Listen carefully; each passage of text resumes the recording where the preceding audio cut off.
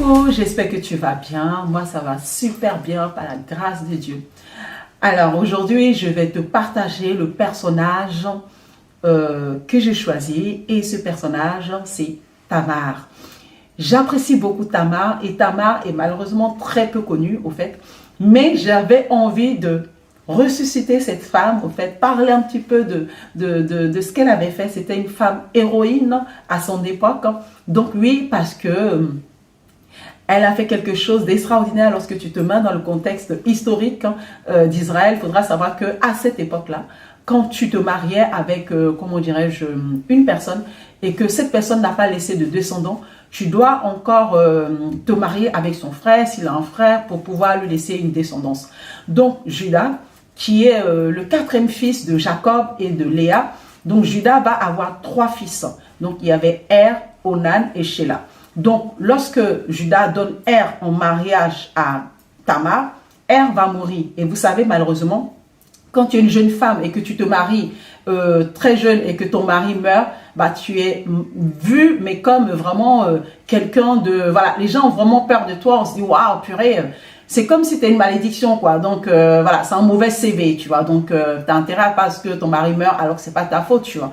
Au lieu de compatir avec ce qui t'est arrivé, on te voit bizarrement, tu vois. Et bah, dans cette époque-là, c'était comme ça. Donc, du coup, bah, après un moment, pour faire respecter la coutume de pouvoir laisser des descendants à Judas, donc on va lui proposer maintenant Onan. Donc, c'était vraiment la coutume israélite. C'est pour cela, un moment, avec ce débat où une fois les pharisiens vont intercepter Jésus, ils vont dire à Jésus, oui, mais bon, il y avait une femme qui s'était mariée, son mari est mort, il n'a pas laissé de descendants, ensuite le frère est venu, ensuite le deuxième, le troisième, le quatrième, le cinquième, etc., jusqu'au 7e.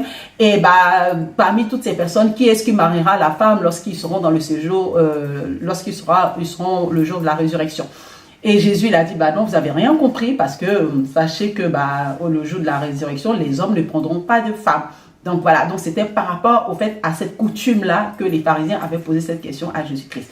Donc on revient sur l'histoire de Tamar. Donc dans cette coutume-là, c'est comme ça, il faudra laisser un descendant. Sauf que Onan, à un moment, lui aussi meurt.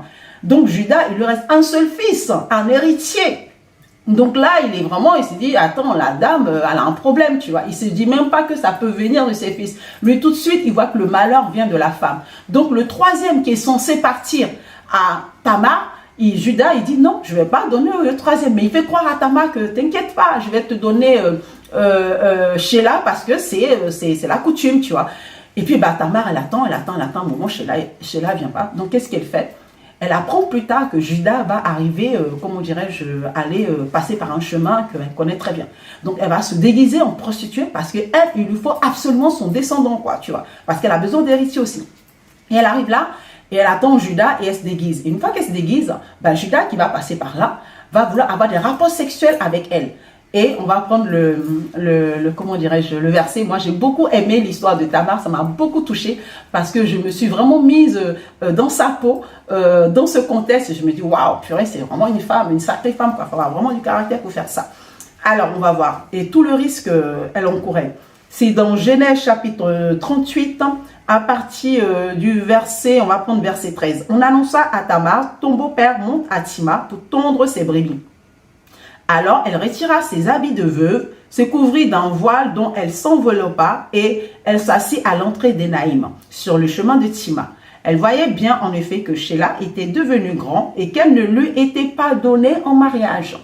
Judas la vit et la prit pour une prostituée parce qu'elle avait couvert son visage. Il l'aborda sur le chemin et dit, laisse-moi avoir des rapports sexuels avec toi. Il ignorait en effet que c'était sa belle-fille.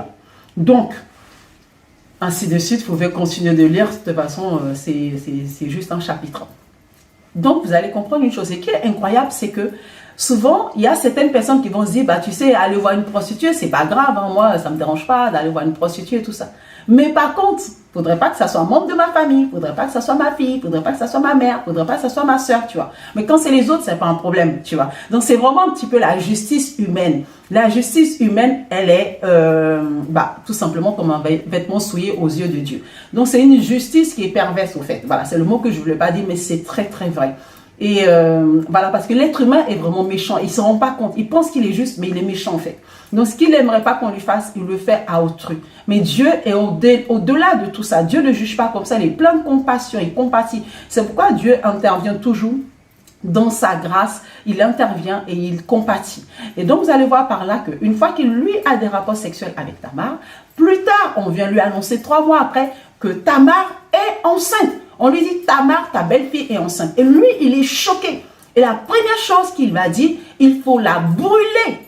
Tu vois, là, il n'y a pas de pitié. La nana, elle est enceinte, il faut la brûler. On va voir, c'est écrit. Hein. Donc, verset 24, toujours dans le chapitre 38. Environ 3 mois plus tard, on vient annoncer à Judas, ta belle-fille Tamar s'est prostituée. Et la voilà même enceinte. À la suite de sa prostitution, Judas dit, faites-la sortir et qu'elle soit brûlée. Sauf que, il paraît, donc par la suite, comme on l'emmenait dehors, elle fit dire à son beau-père, c'est de l'homme à qui ces objets appartiennent que je suis enceinte. Et verset 26, Judas l'est reconnu et dit, elle est moins coupable que moi, puisque je ne l'ai pas donné à mon fils, cependant, il n'eut plus de relation sexuelle avec elle. Donc, ce qui est extraordinaire, lorsque on lui dit que, lorsque Tamar lui fait comprendre que je suis enceinte de toi, finalement, il n'est plus question qu'elle soit brûlée. C'est maintenant, tu sais, bon, d'accord, ok, j'ai compris, c'est vrai, c'est pas ta faute, mais, tu vois, là, il dit pas, mince, ce que j'ai fait est grave, allons et on soit brûlés tous les deux. Il n'assume pas, en fait, sa bêtise. Mais, là, tout doucement, il devient tout doux. Il dit, ah oui, je comprends, effectivement, cela vient de moi.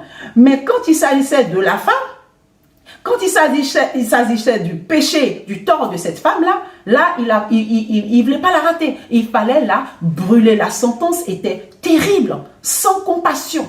Il fallait la brûler. Alors, ce qui est incroyable dans cette situation, notre Dieu, plein de compassion, va se saisir au fait de cette situation-là, encore pour manifester sa grâce. Parce qu'il faudrait savoir que toujours, on nous dit, Jésus est le lion de la tribu de Juda. Mais, justement, ce lion-là, de la tribu de Juda, vient de la descendance de cette, comment dirais-je, cette union, ce péché, voilà, selon la coutume israélite, de Tamar et de Juda. Donc, l'enfant que Juda a eu avec Tamar, puisque Tamar a eu par la suite des jumeaux, et Jésus est descendu de l'un de ses fils, qui s'appelle Péré. Donc, on va voir par là que Jésus n'est pas descendu de Er, parce que Er était toujours là. Mais, non, pardon, excusez-moi, Jésus n'est pas descendu de Sheila, yes, parce que Er, lui, il est mort. Jésus n'est pas descendu de Sheila, mais Jésus est descendu de Péré. Péré qui vient de l'enfant de Tamar. T'as compris? C'est pas évident, mais bon, on va encore poursuivre parce que on va le découvrir dans les généalogies. Souvent, quand on lit les généalogies, on pense que ouais, c'est compliqué, il y a trop de noms et tout ça. Mais c'est magnifique, c'est passionnant parce que lorsqu'on lit l'histoire de la généalogie de Jésus, avec dans le livre de Matthieu, on va voir que Matthieu va préciser que Jésus descend de Péré qui vient de Tamar. Donc, c'est Matthieu chapitre 1. Ce qui est incroyable, quand on lit au niveau de Luc, on ne voit aucune femme mentionnée. Mais bon, mon mari nous a expliqué le pourquoi. Mais ce n'est pas de ça qu'on va parler. Dans Matthieu, c'est bien expliqué, puisque Matthieu s'adressait aux Juifs. Donc là, il voulait que les Juifs puissent voir que la descendance, en fait, de Jésus vient de Judas et de Tamar. Pourquoi? Parce que Judas avait Sheila. Donc, il voulait vraiment préciser qu'il vient de Judas et de Tamar. Donc, pour que tu puisses vraiment réaliser d'où sort notre Jésus. Il vient de Judas. Donc, alors, ce que je voulais dire par là, il y avait encore cette histoire de Joseph que j'aime bien. Joseph va dire à ses frères, le mal que vous avez voulu me faire, Dieu l'a transformé en bien. Donc, c'est-à-dire, Dieu se sert de cette situation, Dieu se sert de cette circonstance pour pouvoir se glorifier. Donc, en étant méchant, c'est-à-dire les frères de Joseph qui ont été méchants avec Joseph, Dieu s'est saisi de ça pour les bénir. Donc, quand tu lis ça, tu te dis, waouh, mais ça sert à quoi de prier pour les sorciers, pour que Dieu puisse les tuer, pour que Dieu puisse, enfin, que tu envoies les feux sur eux, que Dieu puisse les brûler. Ben non, en fait, ça ne marche pas. Parce que Dieu se saisit comme ça de ces circonstances pour se glorifier. Eh oui, donc les frères de Joseph, qui étaient des méchants, qui étaient, comme on peut dire, en parenthèse, des salauds, qui ont voulu tuer leur frère, Dieu s'est saisi de ça pour que Joseph lui-même puisse les bénir. Ils n'ont pas été punis, au contraire, ils ont fait du mal, mais ils ont été bénis. Donc, on va les voir, c'est dans le livre de Genèse, chapitre 50. Alors, Genèse 50, à partir du verset 19. Joseph leur dit, n'ayez pas peur, suis-je en effet à la place de Dieu? Vous aviez projeté de me faire du mal, Dieu l'a changé en bien pour accomplir ce qui arrive aujourd'hui, pour sauver la vie à un peuple nombreux. Donc, vous aviez projeté de me faire du mal, Dieu l'a changé en bien pour accomplir ce qui arrive aujourd'hui, pour sauver la vie à un peuple nombreux. Désormais, n'ayez donc plus peur, je pourvoirai à vos besoins et à ceux de vos enfants. C'est magnifique, c'est incroyable. Et ça rejoint Matthieu qui dit, bénissez ceux qui vous maudissent. C'est incroyable, c'est extraordinaire de cet amour de Dieu qui nous manifeste tous les jours au travers de ces personnages, de voir en tant qu'humain, c'est-à-dire lorsqu'on regarde à notre jugement, à nous, on allait dire, attends, mais cette femme-là, elle mérite vraiment d'être lapidée parce que ce qu'elle a fait est grave, ce qu'elle a fait et tout ça. Mais non, Dieu n'a pas jugé comme ça. Il a compris sa souffrance, il a vu au fait qu'elle a été trahie, il a vu qu'elle n'aura pas au fait cet enfant Sheila, il l'a vu, il a compris. Et malheureusement, elle n'a pas bien réfléchi. Elle s'est dit, je vais faire ça et tout ça. Elle n'aurait pas dû le faire. Mais Dieu ne l'a pas blâmé pour cela. Non, au contraire, Dieu s'est saisi de cette situation pour se glorifier, pour dire, tu vois, moi je manifeste ma grâce. Et je suis sûre que cette grâce, justement, a impacté cette femme. Et en retour, n'a plus eu de sentiment de jugement, mais plutôt de justice ou de vengeance, plutôt un sentiment d'amour en retour. Parce que quand tu vois l'amour que Dieu manifeste à ton égard, alors que tu ne le mérites pas, tu es tout de suite rempli de cet amour et tu as envie de le transmettre, puisque l'amour se transmet. Alléluia. Donc voilà, comme mon cher et tendre pour ne cessons de dire, vous connaîtrez la vérité qui est Christ, et cette vérité qui est Jésus-Christ nous rendra libres. Et la semaine prochaine, on verra encore un autre personnage.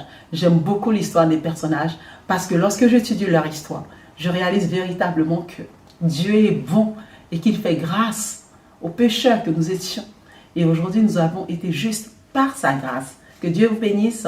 À bientôt.